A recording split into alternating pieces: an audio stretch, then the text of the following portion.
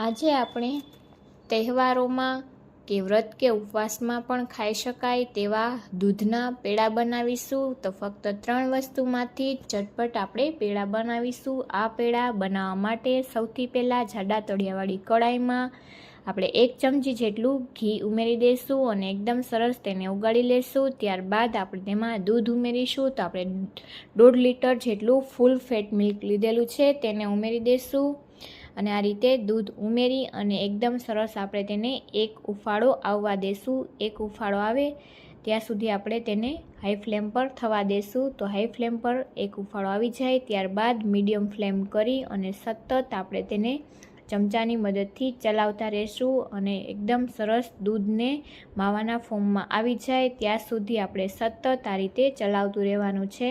તો 40થી 45 મિનિટ જેટલો સમય લાગશે. એકદમ સરસ આપણું દૂધ છે તે રીતે માવાના ફોર્મમાં આવી જશે. તો આ રીતનું આપણું મિશ્રણ થઈ જાય ત્યારબાદ આપણે તેને નોનસ્ટિકમાં લઈ લેશું જેથી કરીને નીચે બેસે પણ નહીં. તો આ રીતે આપણે નોનસ્ટિકમાં તેને ઉમેરી દઈશું અને ત્યારબાદ આપણે તેને ફરીથી સાવ સ્લો ફ્લેમ કરીને આ રીતે બધું જ મિશ્રણ ઉમેરી અને ચલાવતા રહેશું. તો હવે આપણે ફ્લેમને સ્લો જ રાખવાની છે.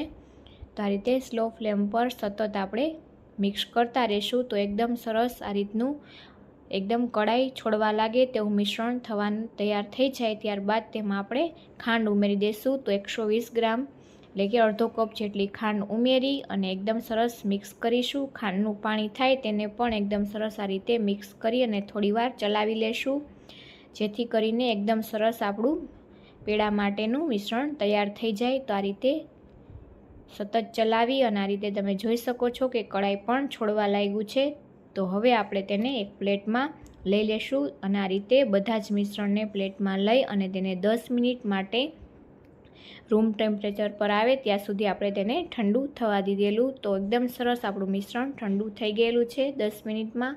હવે આપણે હાથને આ રીતે ઘીવાળા કરી લેશું અને ત્યારબાદ થોડો પોર્શન આપણે હાથમાં લઈ લેશું આ રીતે ગોળવાળી અને ત્યારબાદ તેને પેડાનો શેપ આપી દેશું. તો એકદમ ઇઝીલી આપણા પેડા છે તે ઓછી વસ્તુમાંથી બનીને તૈયાર થઈ જાય છે. તો તહેવારોમાં તમે પણ આ રીતે બજારની ભેળસેળવાળી મીઠાઈ લેવાને બદલે ઘરે જ પેડા બનાવીને ટ્રાય કરજો.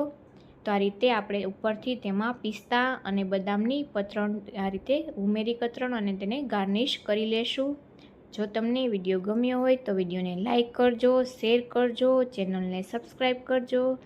Thank you for watching.